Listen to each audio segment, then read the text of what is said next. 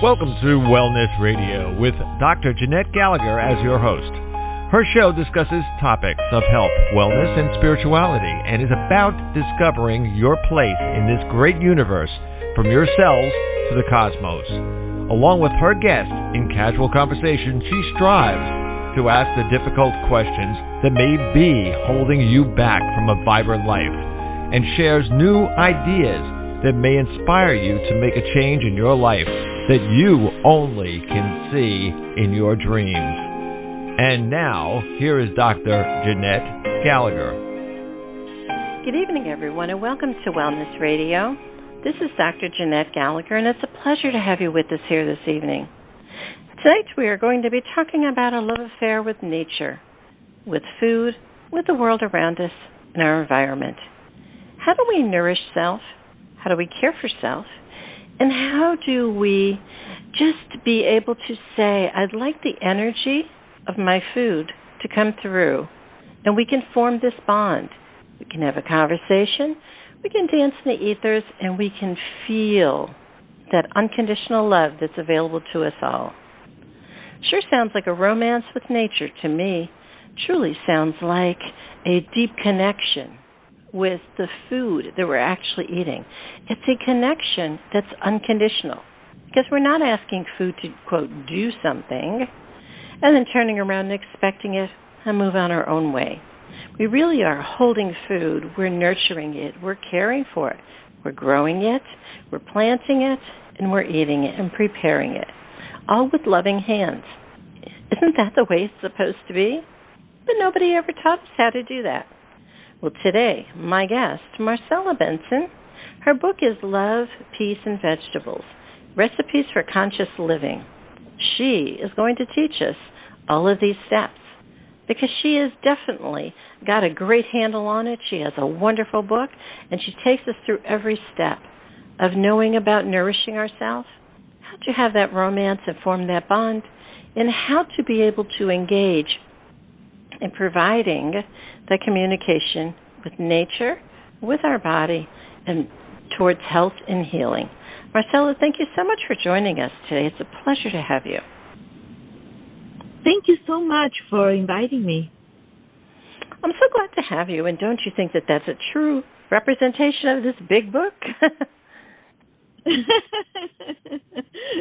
Yes.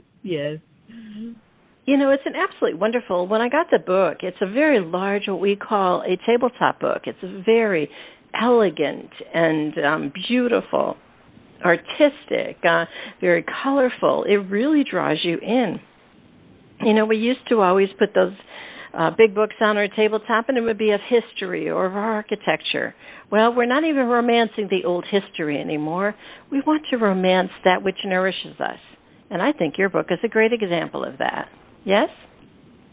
Yes, thank you so much. And, you know, it's nice that you say that, because the objective of this book was to put something in your table that is so meaningful to you, and it will inspire you in an everyday basis to think, how will I nourish myself? How should I take care of myself?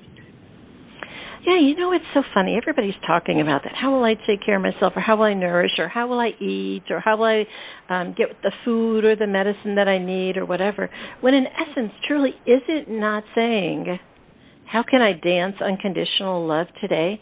That's the ultimate soul goal, right? Yes, absolutely. And it's a multifaceted approach. Yes. You know, and it depends. Yeah. Well, you know, I think really what's happened to Marcela is over the eons, I don't think we've ever come to a place where we are in existence as we are now. We can actually say, is there something more? Don't you think? Yes, I have no doubt that there is always something more if you just can get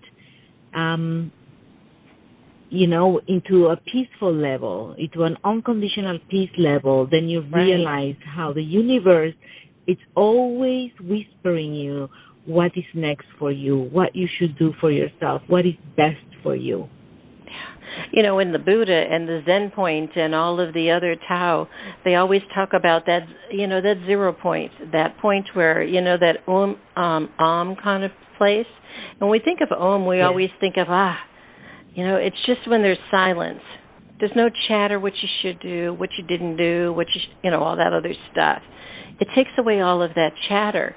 And I think what you're really talking about in your book is how can you come to peace with another existence and not have chatter? Because nature doesn't use words to talk to you. It doesn't say, oh, hey, I'm a sunflower over here, but don't remember you choked on sunflower when you were a child, It just says, I'm a sunflower, you know what I mean? So I think it's almost like how can you engage from a different level with food and plants and flowers and trees in a different space and time and with your water that doesn't have a past story, right? Absolutely. I always say through water, we can immerse in all that is nature. And in all that is your first nutrition, is the breath, and then it's water. Right. And then it's salt. We need the minerals. And one of the things that I teach in the book is how to remediate your water, because a lot of people are asking themselves, okay, what do I eat? And it's, first, let's talk about water. Right. Yeah. And this is very practical and simple, and it's spiritual, it's physical, see? And if you do it without consciousness, it can become emotional, and it can become more of that remedy that you need to come into introspective. So it's water is such a miraculous thing in the world, in our bodies, in the world. Is reflecting. You have the biggest body of water is salt water, and the smallest body of water is the sweet water. And in the body also, our biggest body of water is salty. When we are sick, the first thing that they do in the hospitals, which hopefully nobody ever has to go there, it's filling water. Yeah. Right. And our smallest part of the body is the sweet water, the sweet water inside the cell.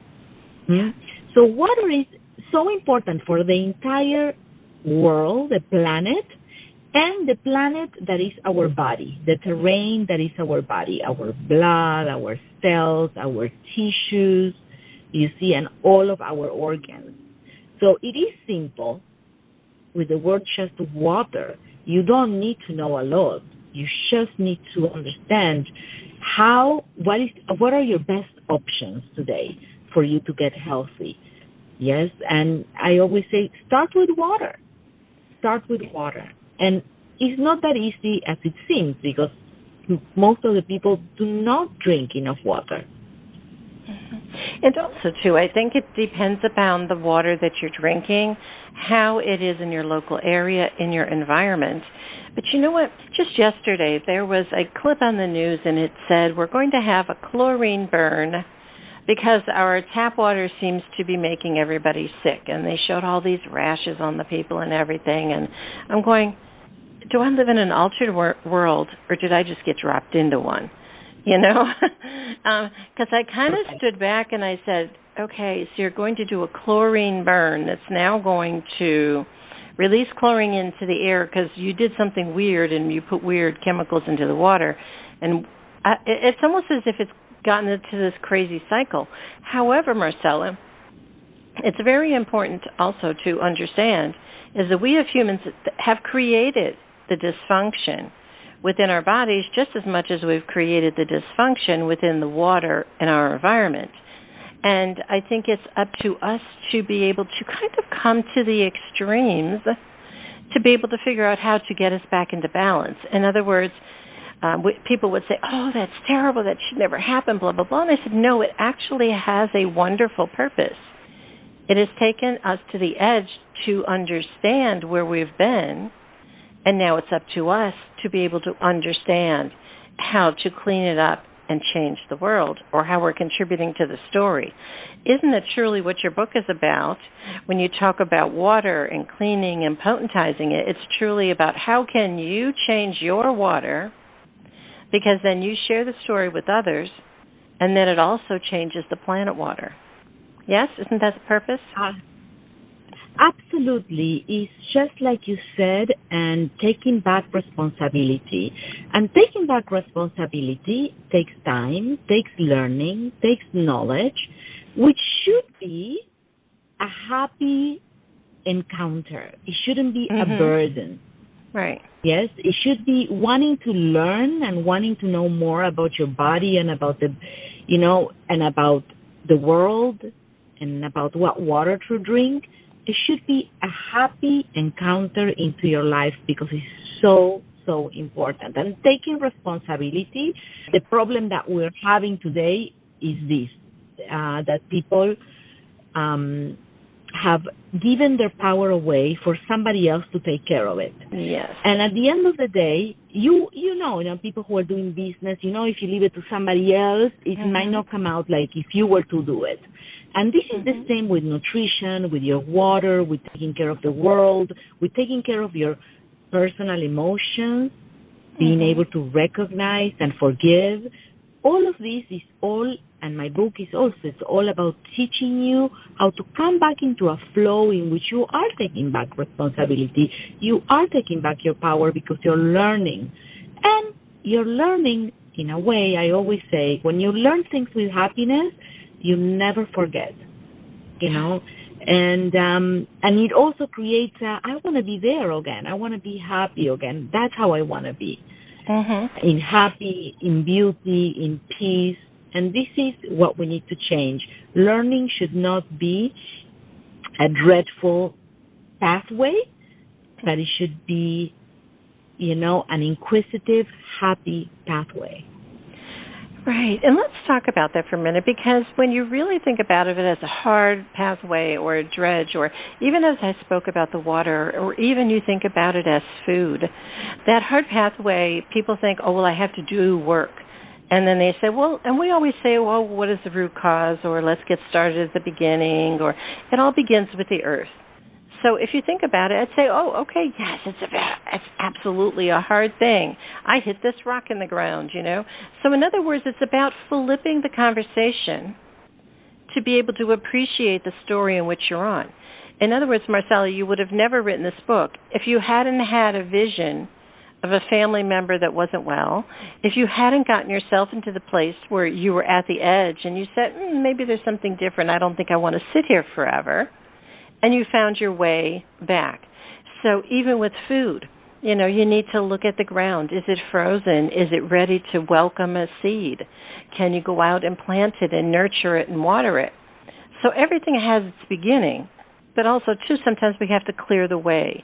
So don't you think what we're talking about today is how do you clear the way from some of your thoughts or beliefs or truths around food, how you're engaging with it, and how you are nurturing your body, do you think? Absolutely. Absolutely. That was the purpose of my book, is to bring this inspiration into the world. Yeah. I mean, so many of your chapters and those beautiful pictures. I mean, this is food for the mind, body, and soul when you're flipping through your book, You have so many things that are very descriptive. Sometimes people will say, well, I don't like people telling me. Well, you can flip through and look at the pictures, and you've just now gotten a great picture of how to do things for yourself. Or there's a lot of words in here, or there's a lot of illustrations. And I think it really takes us back to the time of how can we begin again. So I think no matter how sick you feel, no matter how kind of fast-fooded you are to the end, there's always another way. And right in the beginning, you talk about cleaning, soaking, and sprouting. I always talk about this because I'm a lover of microgreens, of small plants. Like, I went to the local farmer's market, and the broccoli was as big as two of my heads, And the guy was so proud of it and everything. And I'm like, oh, that's so exciting. And I didn't buy it and I got home and the person that was with me says, "Why didn't you buy it? It looked so big. It was so juicy. It was so healthy." I said, "Because that guy lives 2 blocks from the pesticide plant. I know why that's so big. It got that way because of this. And I really want to be able to nourish and nurture. So like I like broccolini, or I like microgreens of broccoli, different things like that, so we can get the fresh energy versus the expended kind of energy that may be chemically oriented. Do you think?"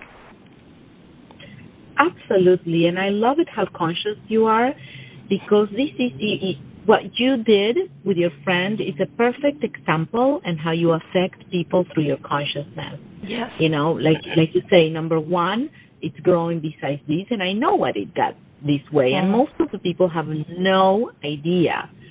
And this is a fantastic example, and it's an example that I also show in my book. We're not just talking about a beautiful vegetable for the sake of a beautiful vegetable. We are talking about the pesticides, fungicides, and herbicides that have an effect on our topsoil, on the earth, making an infertile earth. Therefore, not only that, when we participate, knowing or without knowing, okay, we become part of the sickness of the earth, and we become part of our own sickness and the sickness of our farmers, which are there day in and out, and the farmer and the children of the farmers. I've gone through many parts of the world, and I have seen this, and I have seen the children waving their T-shirts to airplanes full of pesticides. Right. And I always remember, whenever there is something that is not in season and I can't pick it up and it's not organic, not just, I'm just going to take a break. I see the farmers. I see the children of the farmers that might not have the information that we have, that they're just doing to earning their in and out daily meals, because not even a salary, daily meals, for us to, life makes no sense when you're not understanding what you're truly, truly doing. And when you come back into the beauty of the consciousness like you did, all of a sudden, everything makes sense. Right. Your decisions to not go there, it makes sense because you make a difference, each and every one. And this is what I call taking back your power and claiming back responsibility. You make the difference by the things you eat, you speak, you do, you buy on an everyday basis. And when every human being starts knowing this, the domesticated ones at least, we'll have we are in an amazing world. I believe that we are already in paradise. Yeah, that's why for me to have this book in such an amazing kind of beauty was very important, because I wanted to show the world that we are already in paradise. We just need to, take off the layers of ignorance, the layers of unconsciousness. That's all. Right. Well, you know what also, too, I think, Marcela, is that people say, well, I can't change the world by my decisions. When I will say emphatically that is so not true. If you look at it, now in the last several years, if you go to the grocery store with someone and they say, oh, my favorite food isn't here anymore, wine's coming in or whatever, and then the store will say, oh, we don't carry that anymore. It's because the stores are now carrying that which they can move. They're not carrying dead weight on the shelves, or in the coolers. They're looking and saying, okay, we're able to move more of this product if we had a little bit more of it, and we don't need those other 10 things that are next to it that we never move or we rarely move. So we have, in the past several years, changed the way going to market is.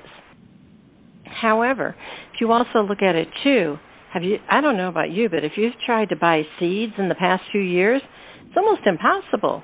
If you don't get the seeds when the new catalog comes out within a week, they don't have any more for the rest of the year, and you're going, what the heck? Because people are now understanding to be able, they're starting to want to grow things. Even if I had gotten some peppers, some plants, and it didn't produce not even one pepper the whole summer. And then I kind of just left it there, and I just kept watering it and just left it outside and just kept watering it, whatever. In other words, went through the process. I have a poinsettia plant that's 3 years old, and it goes all the way down to a stick, and then it comes back to a red flower every year. And it's like, well, this is crazy. So what I did with the peppers is I kept watering it, and I said, oh, I forgot about that. Peppers grow in the New Orleans area December, January, and February. They don't grow in the summer, Jeanette. What were you thinking? So I think the idea is that can you have an engagement with what you plant to see how it can grow in your area or how it wishes to engage with you. We always expect and demand an outcome of perfection, how the package says, or what we expected on TV or whatever. When in essence, if I had thrown that plant away, that was not wise. And I'm even looking at it today, and it's ready to go into it's May now, so it's going into its dormant time. And I'll have to cut it all the way back and just keep your roots in the house. But what's happening is if we can understand that everything has different cycles of life, regardless of what people teach us, tell us, or what's professed, just as we are. Do you think that we might come into that really blissful state that you talk about in your book, of giving a blessing, of being engaged, of watching and honoring nature? Yes, I have no doubt. Because once we reconnect with our multifaceted self, from the food we eat to our emotions to coming into a prayer or a blessing with a huge amount of intention and trust, we are all of a sudden connected back, and all of a sudden we can hear the whispers of nature talking back to us. Yeah. And that's really, truly the ultimate state, is this unconditional communication with everything. Yes. Let's talk about the rest of your book now, the other 75%, which is live food recipes. And it's truly about, are we engaging? How can we put healthy, energized food into our life? I saw someone, and they were in the store, and they were asking their mom on the phone, what does kale look like? And they kind of were looking for it, and then they found it, and they said, what do we buy? And the mother just said, anything. And I said, but if you buy the little tiny tender ones, they're better. She says, we just throw it on the plate, and then we throw it away. That's all it's for. So I think what you and I are really talking about is how can we engage in these stories about food that you and I are sharing today? How can we put them down into books and words to help others to think before the next time they have a meal, engage with the plant? Isn't that what we're asking? Yes. Well, first of all, I believe that the person needs to be ready to wanting to make changes. And that's important, because if you are ready to make changes, you will take certain steps, like having either books or having starting to shop organic or going to the organic market. You see, so there's things that a person you have to want it so bad. Like, for example, when I did the change in my life, I wanted it so bad that I went for it, and it became part of okay, I need to learn this. And that's very important, because I don't really believe with trying to transform somebody that doesn't want to hear. It's very, very happy wherever they are. And if they're happy wherever they are, they should remain there, because everybody has the right to experience life as they are doing it. But if you see something in your life that you really do want to change, then surround yourself, this radio show, how important it is. It's inspirational. Have a book that inspires you. Have a friend that inspires you. Have a community or a book club, or, all of these things are important in order to make changes. Making changes is not just the decision of wanting to make. That's the first step, which is a very, very, very important one. And then after that, you have to surround yourself with constant reminders. You know what I think is so vitally important too, Marcela, is that when we say we want to change our lifestyle, change the way we're eating, okay, there is a percentage of people that will go in and clean out their entire house and they'll start over again and they're good to go. However, the other 98%, let's talk about those for a minute.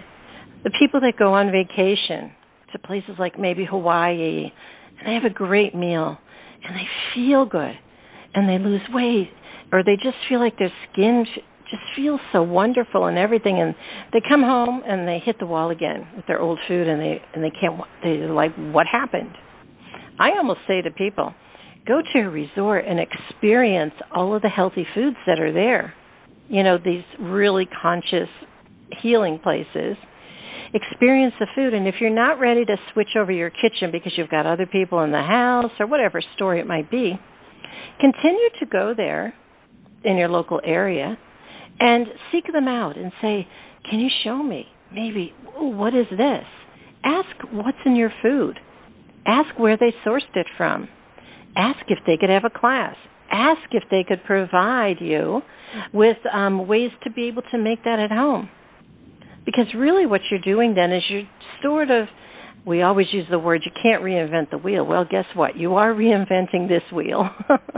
You need to learn how to be able to ask the questions. But most people don't have a conversation, of what is miso? What's ginger? What's turmeric?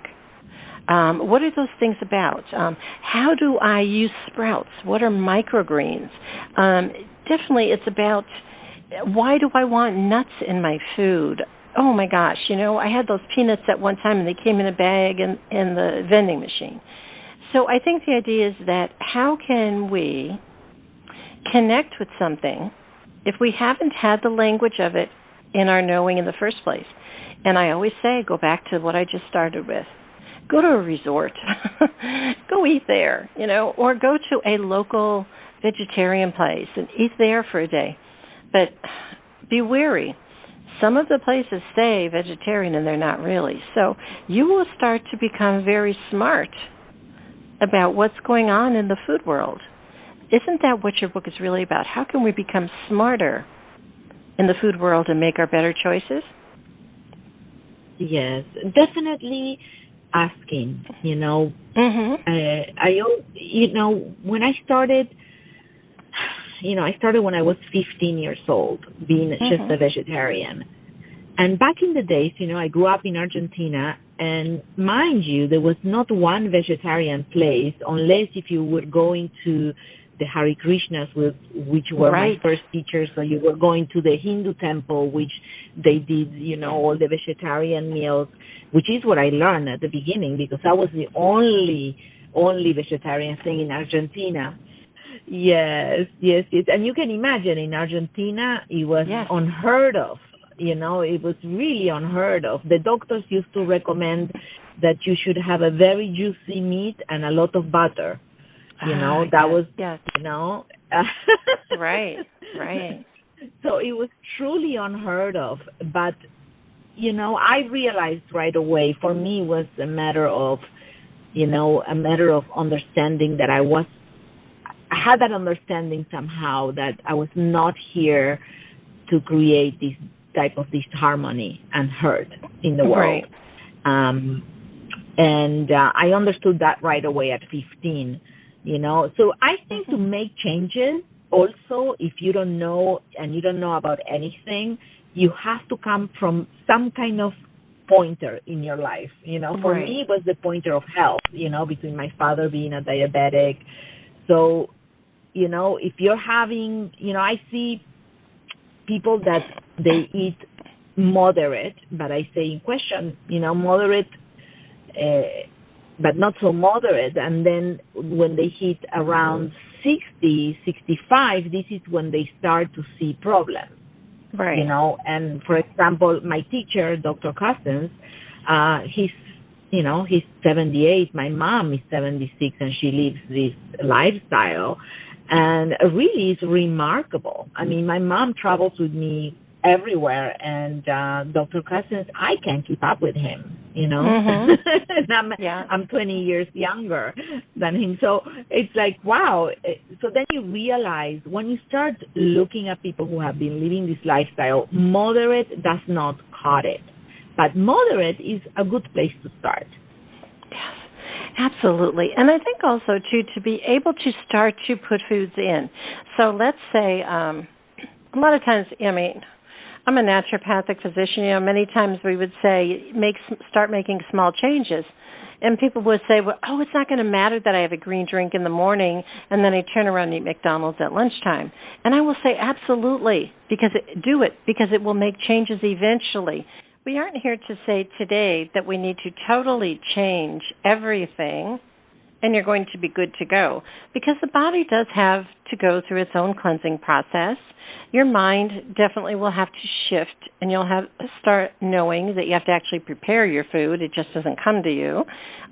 Or that your body has a lot of residue that's built up on a lot of the cell receptors that need to be cleaned off. And then we need to wake up some other parts of your body. Other organs need to start to work that maybe have not in the past. So truly what we're talking about is when you eat very clean, if you eat fresh, if you eat very young foods, if you eat seeds, these type products are the ones that have, as we would call it. I called up the other day at a company. I was ordering something. I said, what is the light quotient of your product? And they said, what? And I said, the light quotient. And there happened to be a guy that was standing behind the lady that answered the phone. He says, I know what she wants. And he got on the phone and he says, well, this is the one I would take. I wouldn't take that one because this one has a little bit stronger energy. And I went, got it. And isn't that what we're asking? Mm-hmm. What is the light quotient? What is the energy source? What is the energetic food items that is still alive in my food, and how can I bring them forth? Because every one of your recipes truly is about very easy, simple recipes that use food at its peak and use it as a food recipe that you're able to nourish your body, but also your mind and your thoughts by looking at it. We look at food and we're saying, it doesn't do much for me, but, if you make a really nice plate with flowers and greens and nuts, all of a sudden it does feel good to your mind and you want to eat it. Isn't that all of that the purpose that we're really truly talking about? We're talking about how can we get in light energy? How can we get in frequency into our body? How can we engage with it by looking at it and letting our mind take a picture of it? That's what we're talking about, right? Absolutely. And, it's exactly like you say it, and I have done my book in that way because our body does not only get nourished from what we put into our mouth, but gets nourished through color. We have color therapy, all of those beautiful sunsets. And I always say, wow, it's color therapy, when you have all those pinks and you have the blues and you have the lilacs, and the same with food. When you add the flowers and the sprouts, you see, it's not only what you're eating, which is full of life force energy, but as the vegetable, one of the ways that I teach also to clean the vegetables is with ozone, because also they get infused with the ozone and they perk up and they become alive again, and then they absorb more of the life force energy or prana that is all around us, in us, everywhere, creating this matter that we call life. And this is very important to understand that nourishment is not only from the food. It's also another aspect, and when you have the perkiness and the brightness of the colors of your food, like your plate should look like the rainbow. It should not just have brown and white. It should have all the colors. You should have orange, you have yellow, you should have brown, and you should have, all the blues. See, the black, black sesame seeds. The blue could be the blueberry, which everybody knows, you see. And as you go through my books and through the recipes, you will not only just get a recipe, but you would get a wisdom that is beyond the simple recipe. Yes. And this is important, you see, because this is how nature works. When you start engaging with nature, all of a sudden you realize that, oh, this goes like that goes like that. Oh, I feel better. And you start seeing better everything and connecting not only with your relationships and with everything, just better, And the life force of your vegetables is very, very, very important, and there is many layers to that. And also, you talked about being able to commune pretty much with your food. And, if you look at it on our advanced awakening, our soul journey, where we are now, everybody's really kind of waking up and knowing that about our soul essence is who we are, our body is just our human vehicle. And if we think about that, about how we care for it and how we bring things together, it's truly we are also coming into our own psychic abilities. We're coming into our own gifts, our awareness. We are aware that food might not be the best for us. You could pass your hand over it and say, I don't feel any energy out of it. We can look at a plant or lettuce that's on our dish, and it's kind of really wilty and it's funky, and I'll go, they can come down and bring me a plate, and I'll say, I'm not eating it. And they're like, what? We ordered you what you want. I said, I'm not eating it, because I could feel or sense that energy. Or we can also, when we are growing our own food, feel it and sense it that it's time to till it under. It's time to not force it to keep producing for us. Or it's time to say, I need to put another crop in this spot. It needs to be rotated. Or it's time to say, I need to go eat or do something differently. Maybe it's not this green food that I would be eating, or maybe I need to eat a fruit or a nut or something different.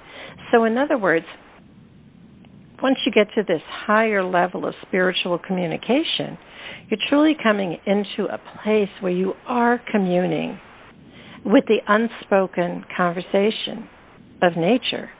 Isn't that what we're trying to propagate going forward? That's a very high level of knowing, but that's where we're going, yes? That's the ultimate goal that we can get used to. I always say we're where we are because we're mistaught. Yes.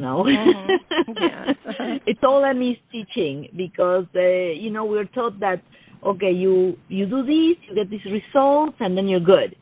And we're not taught that life is like a wave, it comes and goes, and it comes and goes, and every part of your life, from beginning to the last days is an opportunity to learn and be excited about life. And once we come into being comfortable, okay, with being excited about life, look what I'm saying, then we can navigate knowledge, and we can navigate the quest for something new with joy. Yes, absolutely. Well, Marcela, in closing, let's also talk for a second about the idea is that what happens when you, quote, fall off the wagon? What happens when you have to eat food that's just there? And I say go for it. Go for your memories. Pick them all up. What's the best memory of the best fast food you ever had, and go get it. Because sometimes that's where life is taking you, and that's where you are. But then you'll always, once you're able to start getting really deeply into connection with food, you will come back. It's sort of like you're not casting out your best boyfriend for another one down the road. You know what I mean? You'll always know that he's there, okay, and you come back. So I think the idea sometimes people will say, but I can't do it all the time. Can we not say, let's do it to the best of your ability today and just worry about today? Because with fresh food, you can't buy a lot of it for it to last more than 2 or 3 days, because it starts on its process. Once you cut it off from the roots, it's into a decay cycle. It's not into, I'm going to ripen it on my shelf. It's decaying on your shelf, honey. It's devoid of its nurturing source, the tree, the plant. It's already in that process. Yes? Learning to eat fresh and understanding that it's very important, and it takes us into a much more, okay, you have to plan, Yes. You have to plan. And believe me, it's not difficult. No. I find always that eating fresh lasts much longer than not eating fresh, Right.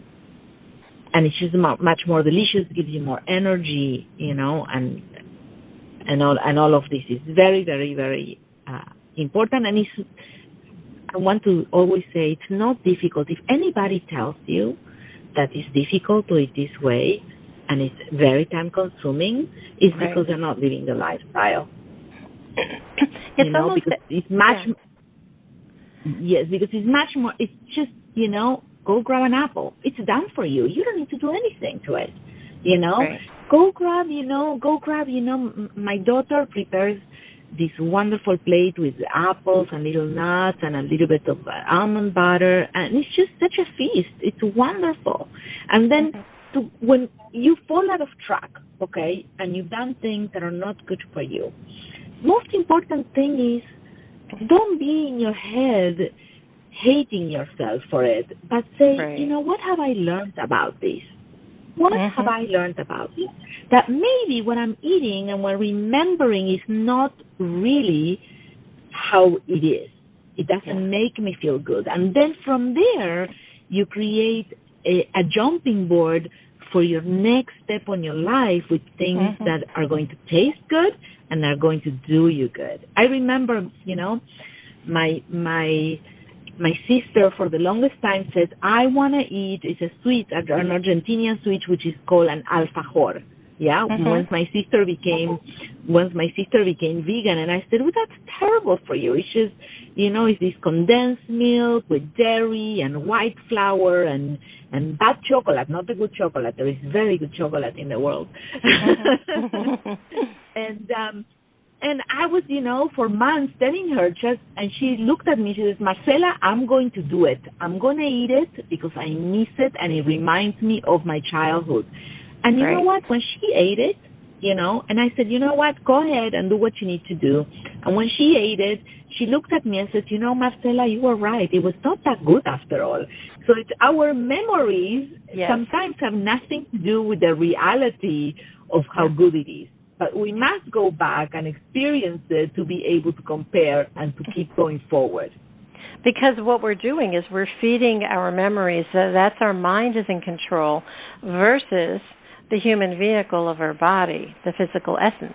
So when you eat, you can almost look at anyone that's eating fast food or maybe just a food that they've kind of cooked to death, and you say, oh, what are you eating? And they'll say, I'm eating da-da-da-da-da. And I'm going, oh, but what is it going to do for you? Or how is it going to have you feel? They said, I don't know, I'm hungry, I'm eating. And it's a very passive kind of engagement, do you know what I mean? Versus if you ask me, they'll say, what are you going to eat today? And I'll say, my answer is not a recipe or whatever, an idea. Like, it wouldn't say lasagna or whatever, stuff like that. It would say, I'm having a tomato, cheese, cucumber, lettuce, and nuts. That's my dinner. And they're like, what? And they couldn't conceptualize of that. Do you know what I'm saying? So in essence, what I was doing was I was just talking about having each individual piece and honoring that piece versus throwing it all in the thing and saying, this is my recipe and passively eating it. We're not talking about that at all, right? Right. Definitely. Well, but you are in a wonderful level of consciousness, and this is, when we are at that level, you can taste a cucumber, and the cucumber all of a sudden has so much flavor and so much juiciness and so much deliciousness, okay? But for most of the people, when your palate is toxic, you taste a cucumber and it might be bitter, right? Not sweet. Right. You taste dandelions that for me are sweet, and they're not going to be sweet. They're rough, and maybe your digestion is not ready to receive that. But this is not because the vegetable is bad for you. This is because you have developed a toxic system which no longer wants to connect with nature. So as you come back into liking your vegetables again, that is also a very good sign that your body is back up to nature. Yes. Well, in closing, Marcela, really what we've talked about today is how can you come into communion with the living, breathing other communities on this earth, of nuts, of trees, of bark, of leaves, of flowers, of sprouts, of fruits and vegetables. That's what we're talking about, is how can you commune and communicate and bring in that nourishing help to help your body, which is another living, breathing source on this earth. Isn't that truly what the source of love, peace, and vegetables is all about? Yes, definitely. And how to breathe and commune with all of this is make it part of your life. Yes. Make organic eating part of your life. Make good water. Learn how to prepare good water, and what are the options you might be able to choose from depending where you are in the world. Learn why it's so important to eat organic. Go meet your farmers.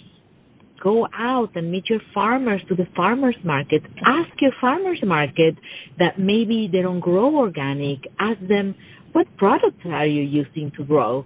And you make your decisions if you want to support those products or not, because not everybody can pay for the organic labels or the organic certified. But some in the world are monitoring each other because they really do want to take care of Mother Earth, and they really want to take care of our health and their health and the topsoils and the health of their children. Right. And this is how we commute. In the world of action, we commute with nature through our action, through what we do, what we say, and how we grow every day of our lives. Absolutely. Well, to find the beauty into our food and find the beauty within ourselves, I think once we can get that connection, once we can feel it, it's almost as if it's an addiction. You just want it all the time. And I think that's truly what we want, is how we can feel better, but how we can share the story with others. Your book, again, Love, Peace, and Vegetables, Recipes for Conscious Living, is truly a very great tutorial on how to start the process, engage in it, and teaching us a lot of things that so many have not grown up with, and how to process through what can I do with my water, my food, and my vegetables. So I think that it's definitely a wonderful, as we will call, tabletop book to be able to help get you set on the road. So we thank you so much for sharing about your book today. Oh, thank you so much for having me. Love speaking with you, and love that you have such a wonderful show in high consciousness, and your life in high consciousness is so beautiful. Thank you. Oh, we thank you. Marcela, can you share with the listeners how to find out more information about your work? Yes, you can go to my website, www.marcela,